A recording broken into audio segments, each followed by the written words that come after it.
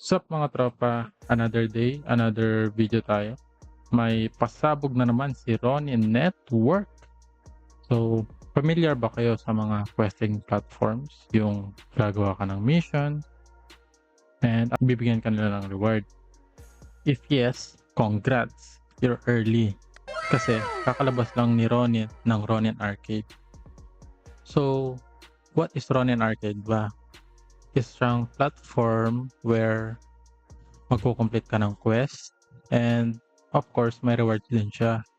So, paano nga ba magkakaroon ng Ronin Arcade points? By completing quests and referring premium users. And by premium users, ito yung mga users na bumili ng Battle Pass. Saan ba magagamit tong Ronin Arcade points? Pwede kang sumama sa weekly raffles, buy NFT reward, mag-redeem ng real world items like itong Luffy card and Mewtwo card na to. Fortune spin machines, which is yung gacha ni Ronin. Ito siya. And finally, to climb the leaderboards. So, ano ba dapat gawin?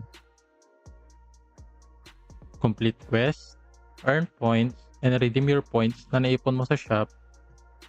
Or you can compete sa leaderboards to win a share of the Ron prize pool. Also, ang Ronin Arcade ay may Battle Pass din. So, ano ba ang benefit ng Battle Pass? Ang benefit naman nito is magkakaroon ka ng access to silver, gold, and special quest which magbibigay ng mas maraming points.